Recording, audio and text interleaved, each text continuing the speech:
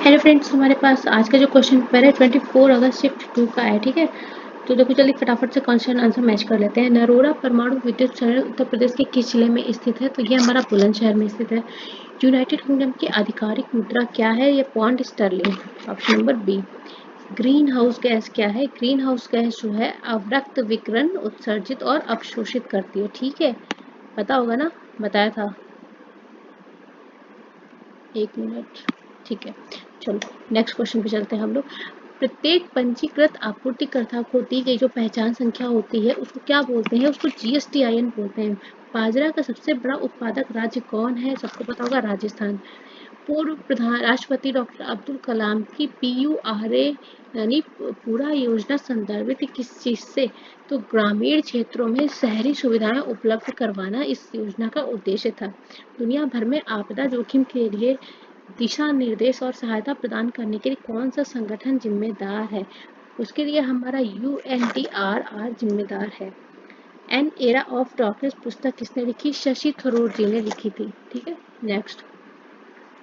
Cyber सुरक्षित भारत पहल किस वर्ष शुरू की गई? ये शुरू की गई 2018 में। G20 में जी का क्या मतलब है? जी का मतलब है ग्रुप ऑफ 20। ठीक है, बताया था। क्षेत्रकारी आधारित अनुसंधान को इस प्रकार वर्गीकृत किया जा सकता है, किस तरह का होता है? प्रयोग सिद्ध होता है। ठीक है, संयुक्त राष्ट्र सुरक्षा परिषद की भूमिका क्या है?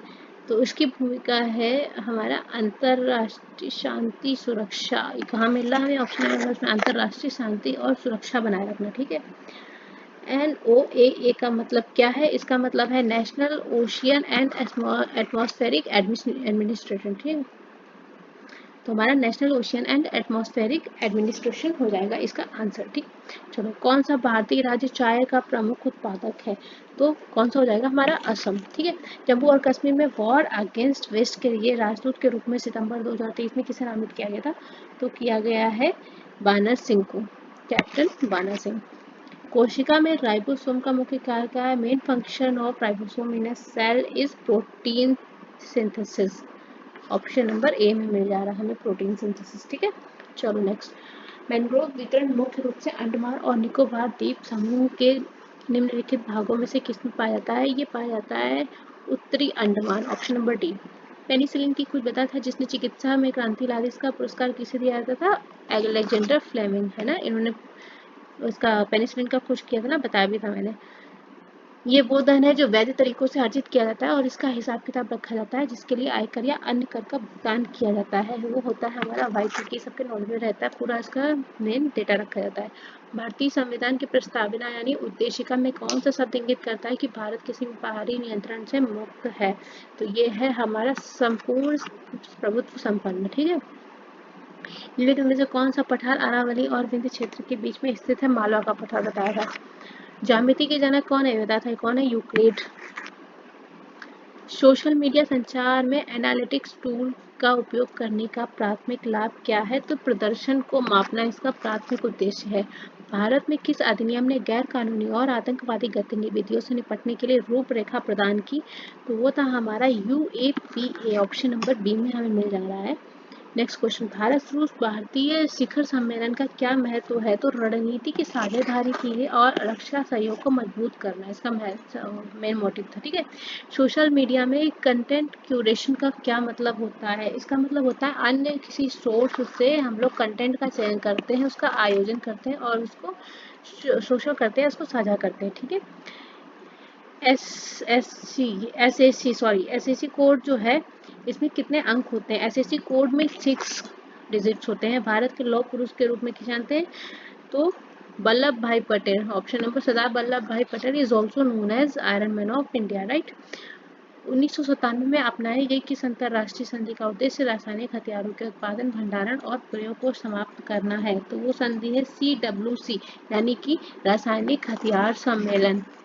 इसके तहत इसका उद्देश्य रासायनिक हथियारों का उत्पादन का समापन करना था।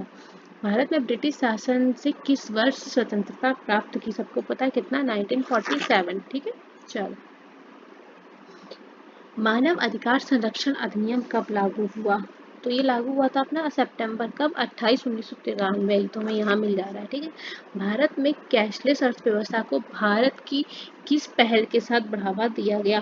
तो डिजिटल इंडिया का शुरुआत की गई थी, उसके साथ बढ़ावा दिया गया। किस अनुच्छेद में पंचायतों की स्थापना का प्रावधान है? तो कहाँ पे मिल जाएगा हमें? अनुच्छेद 243। ठीक है, ये मैंने बताया था ना।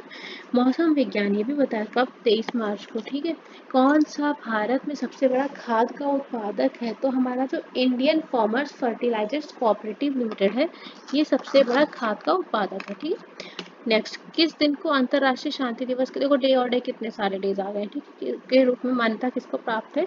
तो ये 21 सितंबर को। ठीक है, किस भारतीय ग्रंथ को आयुर्वेद के विज्ञान के नाम से जानते हैं? चरक संहिता को जानते हैं। भारत की पहली महिला प्रधानमंत्री कौन थी? इंदिरा गांधी। ठीक है, तो हमने अपने क्वेश्चन जीएस कंप्लीट कर लिए हैं। जिसकी प्रिपरेशन है अच्छी बात है।